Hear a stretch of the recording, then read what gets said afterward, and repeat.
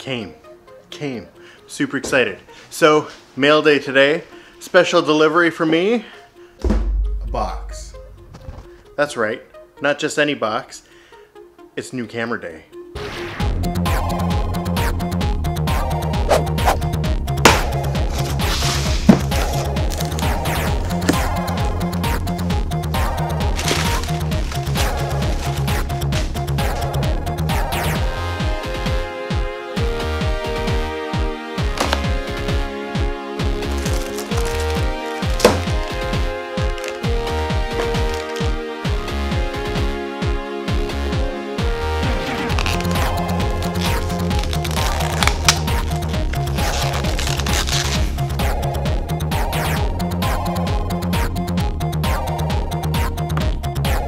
Okay, so my EOS R just came in.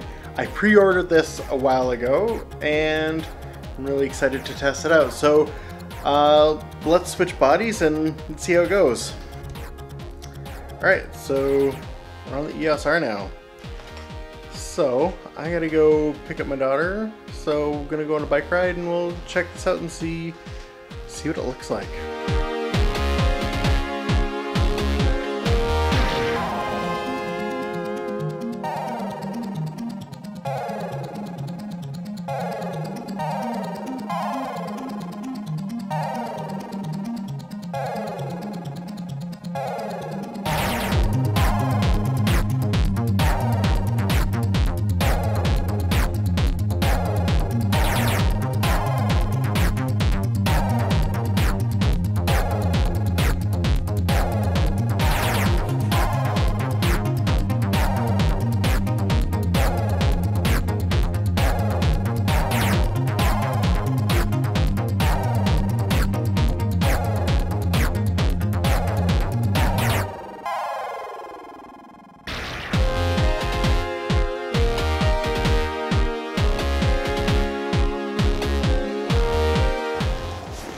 Okay, so there's a number of cameras on the market right now, really great options. I want to take a couple minutes to just talk about why I'm choosing this one as opposed to another system.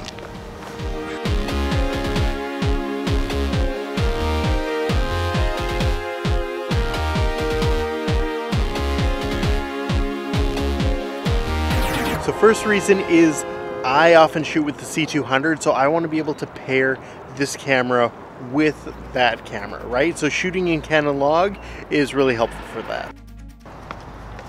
And so point number two is that, you know, Canon cameras are super reliable. I've never had an issue in the last 8 years of shooting Canon, so I'm just gonna stick with it and it should be good. All right, third reason is image quality. So when the 5D Mark IV came out, everybody hated on it. People didn't like the crop sensor, people didn't like the 120p 720, which is fair.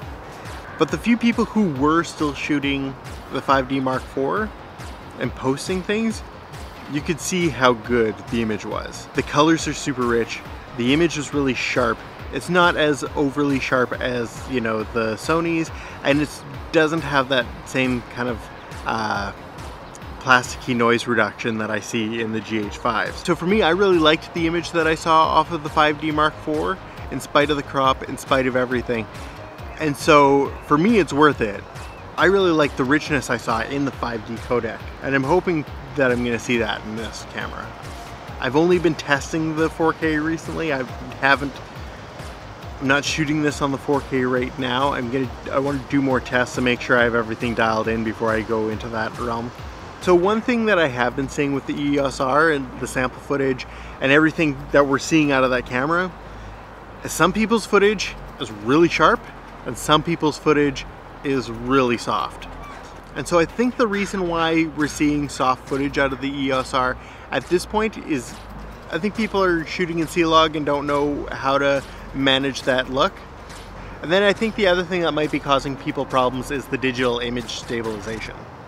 So I've already looked at some of the footage from this camera, and what I've noticed already is that the picture profiles are super sharp, but once you put it into C-Log, if you're editing it like regular footage, it's gonna be soft. But if you apply a C-Log LUT or go that route, there, you know, it's a lot sharper. It looks great. There's a lot more range to work with, and so it's good. I don't know. So I'm gonna look into that and see what I can find out. And so otherwise, there's just a few features that I'm really looking forward to and really interested in with this camera. One is the dual pixel autofocus. I've been running without autofocus for years, aside from shooting with the C200. I love the autofocus with the C200, so it's really nice to have that in this camera. And then the other thing, I guess the flip out screen is handy for doing stuff like this, but also when I show clients how they look, right? It's nice to be able to like flip the screen for them as opposed to like taking a picture, having them walk around, right? They can just see how they look, see how they're doing. And then the other thing is the 10-bit output in 4K. That's pretty big for me. I usually rent an FS5 and Atomos Shogun to do that, and I normally only do that if I need to do, say, green screen work with a client, and you know, it usually requires, I need that 4K to punch in and out, and you need the 10-bit to really work with green screens properly. And so that's essentially what I'm looking for out of the camera and what I'm hoping to work with. Over the next while, I'm gonna be testing this camera out, seeing how I really feel about it and see what really works, what doesn't work, what annoys me. And probably in the next week or so, I'll have a review that's more in-depth and actually looks at this camera in ways that, you know, are valuable to, you know, other people as professionals and want to use it for professional work. So if this video helps you in any way, please, you know, like it. If you're new to the channel, please feel free to subscribe, and I will see you in the next one. All right, thanks a lot.